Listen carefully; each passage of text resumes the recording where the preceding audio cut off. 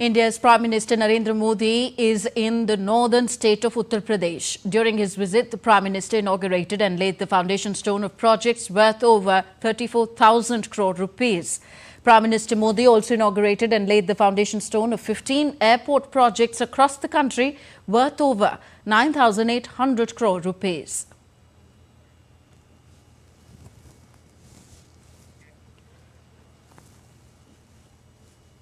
Further, the Prime Minister launched projects worth over 19,000 crore rupees to strengthen rail and road infrastructure in the state.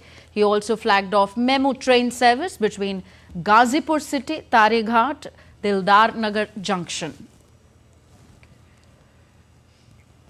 Earlier today, Prime Minister Modi also visited an exhibition related to the development projects before attending the program.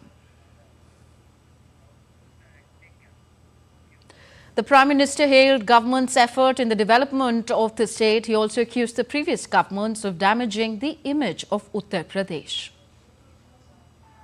भ्रष्टाचार में डूबी परिवारवादी सरकारों में इतने बड़े पैमाने पर विकास कार्य असंभव था।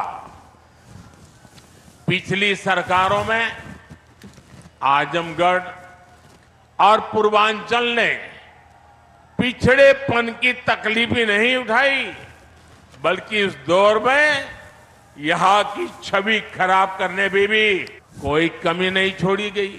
जिस तरह पहले की सरकारों में यहां आतंक को, बाहुबल को संरक्षण दिया गया, वो पूरे देश ने देखा है। इस परिस्थिति को बदलने के लिए यहां के युवाओं को नए अवसर देने के लिए भी डबल इंजन सरकार लगातार काम कर रही है। Prime Minister Narendra Modi also today dedicated to the nation the expanded world-class integrated Terminal 1 of Delhi Airport to the nation. Delhi Airport now stands among the elite global hubs, boasting 100 million passengers per annum capacity. The expansion work was carried out as per the Master Plan 2016, as the Delhi Airport witnessed a massive surge in the air traffic movements and passenger numbers exceeding projections. In a major boost to women empowerment in Chhattisgarh, India's central state, Prime Minister Narendra Modi launched the Mahatri Vandana Yojana and dispersed the first installment under the scheme. The scheme has been launched in Chhattisgarh to provide financial assistance of 1,000 rupees per month to eligible married women of the state as monthly direct benefit transfer. Widows, divorced women will also be eligible for this scheme. Mahtari Vandan योजना के तहत छत्तीसगढ़ की 70 लाख से ज्यादा माता बहनों को हर महीने 1,000 रुपया देने का वायदा किया गया था। बीजेपी सरकार ने अपना वादा पूरा किया है। आज महतारी वंदन योजना के तहत 655 करोड़ रुपए की पहली किस्त जारी की गई है। In a historic first, India has signed trade agreement with EFTA nations. These nations include Iceland, Liechtenstein, Norway and Switzerland. The agreement paves way for investment of $100 billion in India over the next 15 years. A report. India and the four-nation European Free Trade Association on Sunday signed a trade deal in India's national capital New Delhi in the presence of the country's Commerce and Industry Minister Piyush Goyal and ministers of EFTA countries. Addressing the event, Minister Goyal stated that the trade agreement symbolizes our shared commitment to open, fair and equitable trade. The trade agreement symbolizes our shared commitment to open, fair, equitable trade as well as generating growth and employment for the youth. In the last 10 years, India's economy has taken a quantum leap, moving from being the world's 11th largest economy to the 5th largest. Through wide-ranging reforms, we have enhanced the ease of doing business that has helped our nation touch new heights in business, manufacturing, and exports. India will extend all possible support to EFTA countries and facilitate industry and businesses. The European Free Trade Association is the intergovernmental organization of Iceland, Liechtenstein, Norway and Switzerland. EFTA countries are not part of the European Union. India's exports to EFTA countries during 2022-2023 stood at $1.92 billion. Imports aggregated at $16.74 billion during the same period. EFTA has 29 free trade agreements with 40 partner countries including Canada, Chile, China, Mexico and Korea. Now let's take a look at some of the highlights of India-EFTA deal. India and EFTA have been negotiating the pact since 2008. Agreement has 14 chapters including trade in goods, rules of origin, intellectual property rights, trade in services, investment promotion and cooperation, government procurement, technical barriers to trade and trade facilitation. The agreement, along with greater market access, also has commitment for investment of $100 billion in India over the next 15 years to generate 1 million jobs. Countries like Switzerland have eliminated import duties on industrial goods while maintaining them on agricultural products. Deal could see a reduction of tariffs on gold, a significant demand from the trading bloc, particularly Switzerland. After the India-EFTA deal, India could see higher imports of machinery, pharmaceuticals, medical instruments and machinery, as there would be a sharp reduction in Indian tariffs.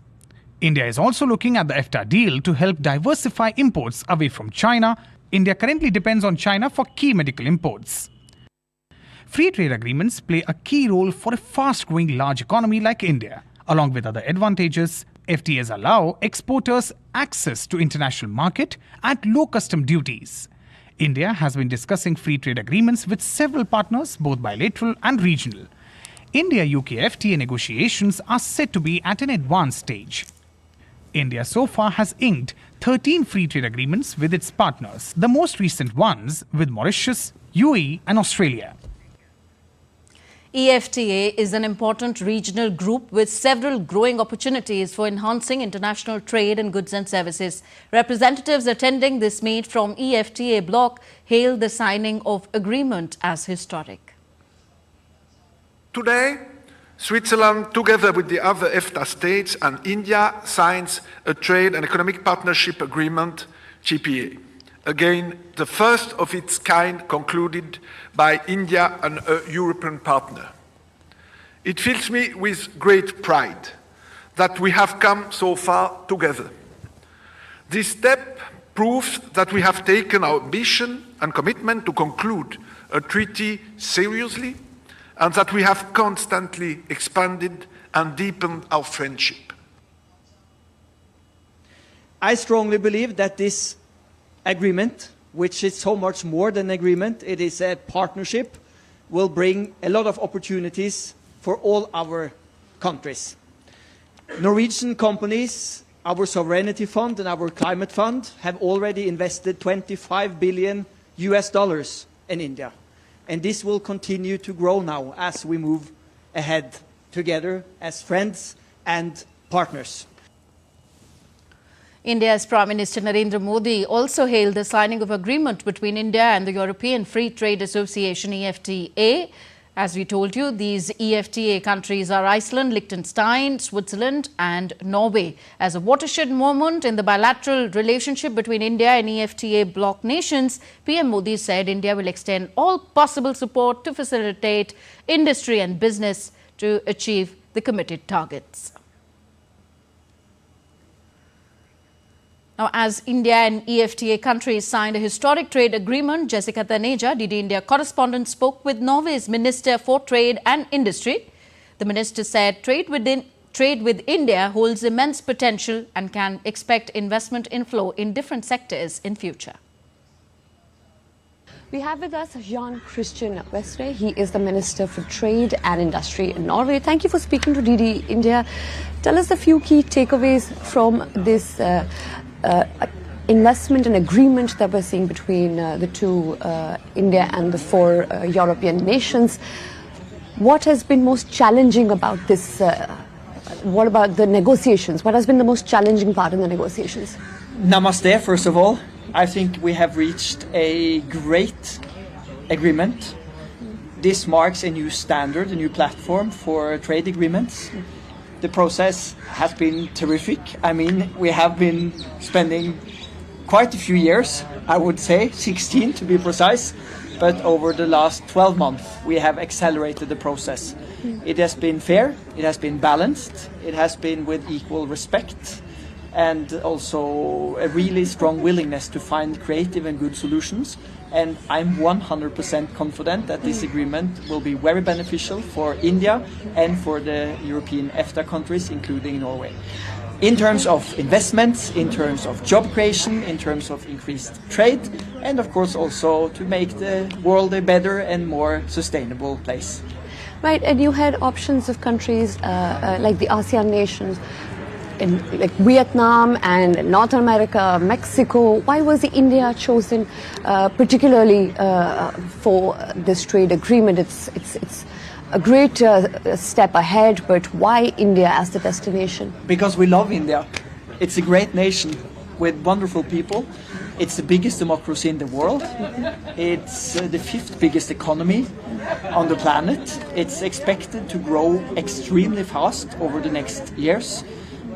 Most likely the third biggest economy within a few years, meaning there's tremendous business opportunities here. You have skilled workers, a lot of technology, a lot of natural resources, a lot of capacities, and we're quite sure about one thing: if we team up together, the EFTA countries, Norway, India, that will provide more jobs here, it will provide more jobs back home, and it will make our countries able to also speed up the green transition, investing in new technologies and reaching our common goals, including how to combat climate change. India's permanent representative to the United Nations, Ruchira Kamboj, has emphasized the need again for immediate reforms to the United Nations Security Council, highlighting that discussions on the reforms have been ongoing for decades. Kamboj said the world and our future generations can no longer wait. Nearly a quarter century has passed. The world and our future generations can no longer wait. How much longer must they wait? The Summit of the Future this September and the 80th anniversary of the United Nations next year are important milestones towards which we should aim to make concrete progress.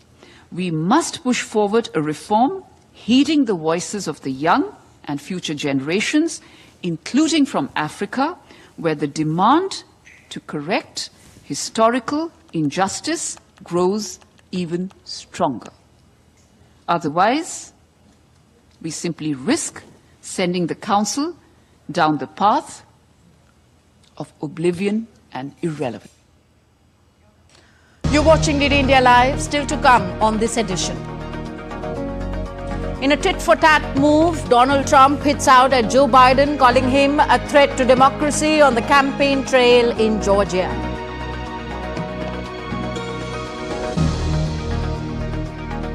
Indian President Draupadi Murmu to visit Mauritius from Monday to attend their National Day celebrations on 12th of March. And in a bid to promote the idea of developed nation through artistic expression, Viksit Bharat Ambassador Artist Workshop organized in New Delhi.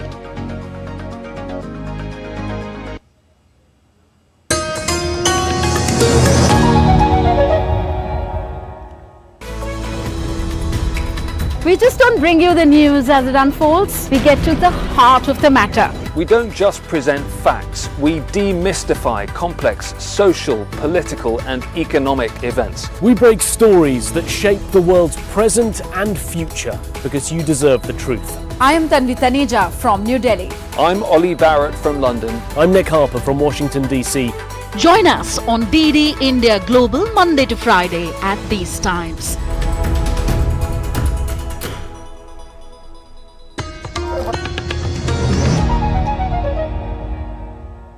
Welcome back. You're watching DD India Live. I'm Tanvi Taneja. Former US President Donald Trump and US President Joe Biden on Saturday traded salvos in Georgia face-off. Trump hit out at Biden, saying he's a threat to democracy, while Biden came out fighting on campaign trail in Georgia. DD India's Mihir Mekhuri reports. Election fever is gripping the United States as the nation gears up for one of the most consequential presidential elections in its history. In battleground state of Georgia, President Biden and former President Donald Trump presented starkly different visions for the United States on Saturday night as they campaigned within 70 miles of each other. In a tit-for-tat move, the Republican frontrunner, Donald Trump, criticized President Biden during a rally in Georgia, labeling him as a threat to democracy. He's a threat to democracy, weaponized government, weaponized the FBI, weaponized the DOJ. He's a threat to democracy for other reasons also. Number one, he's grossly incompetent. Joe Biden gave the most divisive, partisan, radical, and extreme speech ever delivered by a president in that chamber, not even close. Meanwhile, Biden hammered Trump for cozying up to authoritarian leaders, including Russian President Vladimir Putin. It can tell you a lot about a person who he keeps company with. And yesterday, he was hosting at his club Viktor Orban, who says he doesn't think democracy works. Call him a fantastic leader. He said the North Korean dictator Kim Jong-un wrote him a beautiful letter. He bragged about calling Xi Jinping a king. He called Putin, and he said, do whatever the hell you want to our allies. I'm not making these quotes up. When he says he wants to be a dictator, I believe him. Trump's robust campaigning for the November polls has rekindled fervor among his supporters, heightening expectations of his potential return to the White House. We're hoping that it goes for favor for Trump. We think at this point he's going to get it. I mean, that's what we want. We're all go Trump. I'm excited about him securing the presidency for 2024. He's the best person for the job. The country was in much better position when he was president. Trump is expected to secure his party's nomination on Tuesday as Georgia, Hawaii, Mississippi and Washington states hold nominating contests. On the other hand, President Biden continues to face backlash among Democrats for his staunch support of Israel in its conflict against Hamas in Gaza, which could impact the vote in Georgia. All in all, Georgia provided a fitting backdrop for the showdown between Donald Trump and Joe Biden. This face-off marked the end of a week following the Super Tuesday primary results, where Trump solidified his position as the presumptive Republican nominee. Also, Biden's State of the Union speech, too, made a sweeping case for his second term. Mihir Mekhuri, DD India. Portuguese voters headed to the polls on Sunday faced with a choice between switching to centre-right government or maintaining the centre-left in power, although neither option seems to have a clear path to a full majority. Polling stations opened at 8 in the morning local time. Results are expected around midnight. The issues dominating the campaign in Western Europe's poorest country include a crippling housing crisis, low wages, sagging healthcare, and corruption, seen by many as endemic to the mainstream parties. Back to Asia, India's President Draupadi Murmu is set to embark on a 3-day state visit to Mauritius from Monday. President will attend the National Day celebrations of Mauritius on 12th of March as chief guest. The President will hold bilateral meetings with President of Mauritius, Prithviraj Singh Ruput, and Prime Minister Praveen Kumar Jugnauth. President Murmu and Prime Minister Jugnauth will jointly inaugurate 14 India-assisted projects. During her visit, President Murmu will pay homage to Mauritian leaders at the Pamplemousse Botanical Garden and undertake visits to historical and cultural sites, including the Apravasi Ghat, the Intercontinental Slavery Museum, and the sacred Ganga Talab. In a bid to promote the vision of a developed nation through artistic expression, Viksit Bharat Ambassador Artist Workshop was organized in New Delhi on Sunday. The one-day workshop under the aegis of the National Gallery of Modern Art and Lalit Kala Academy echoed the essence of art through the alleys of Purana Killa. India's Minister for External Affairs Dr. S. Jaishankar and Minister for Commerce and Industry Piyush Goyal attended the Viksit Bharat Ambassador Artist Workshop in New Delhi. सबको chance मिलना चाहिए, दुनिया को माने भारत की जो पूरी जो विविधता जो है वो खुद अनुभव करनी चाहिए। तो हमारा लक्ष्य था कि G20 के समय कि कोई भी अंतर्राष्ट्रीय कार्यक्रम हो आप देश में, ये अंतर्राष्ट्रीय कार्यक्रम आप दिल्ली राजधानी में नहीं, उसकी सीमा राजधानी में नहीं रहेगी, कि हम इसको पूरे देश में ले जाएंगे ताकि पूरा देश जुड़ जाए। आज जो है जब हम विकसित भारत की बात करते हैं तो विकसित भारत का मतलब ये भी है कि दुनिया में भारत का प्रभाव, भारत की छवि जो है ये बढ़े। आज वास्तव में एक लाजवाब संदेश लेके हजारों की संख्या में हमारे कलाकार, आर्टिस्ट नई दिल्ली में भी पुराना किला पे और देश भर में 300 से अधिक स्थानों पर अपनी कला के माध्यम से नए रंगों से, नए शेप्स में, नए टेक्सचर के साथ प्रधानमंत्री नरेंद्र मोदी जी की विकसित भारत के संकल्प को जो अपने पेंटिंग में पिरोने का काम कर रहे हैं, ये बहुत ही अच्छा प्रयोग है।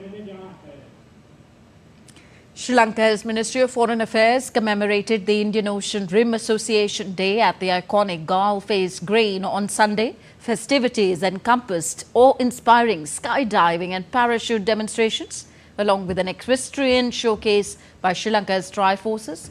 Currently presiding over the helm of the Indian Ocean Rim Association until 2025, Sri Lanka is joined by India as the vice chair, poised to ascend to the chairmanship in 2025.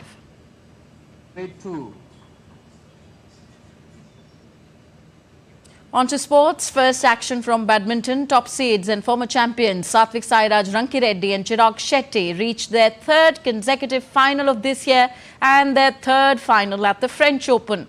The duo registered a dominating win over reigning world champions Kang Min-hyuk and Seo Seung-jae of Korea, 21-13, 21-16 in the men's doubles semi-final in Paris. India's top duo will face Chinese Taipei's Lee Che-shie and Yang Po-swan in the finals on Sunday. Earlier, Lakshya Sen was defeated in his men's singles semi-final by Thailand's Kunlavut Wittitan. In football, Liverpool will be up against Manchester City at Anfield on Sunday in the season-defining game of the Premier League season.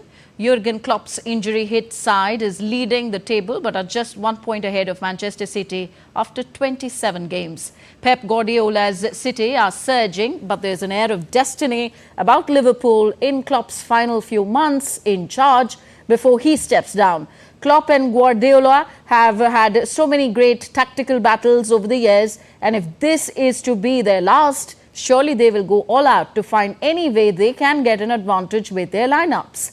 Liverpool have Mohamed Salah after he returned from a hamstring issue in midweek. Manchester City will check on the fitness of Jeremy Doku and Matheus Nunes, the latter suffering a dislocated finger in their midweek win. So that's it in this edition of DD India Live. Do let us know your thoughts on the news of the day. Connect with us on Facebook, X, formerly Twitter and Instagram at DD India Live. We will be back with more news as it breaks here on DD India. I'm Tanvi Taneja from my entire team in New Delhi. Thank you for watching. Namaskar.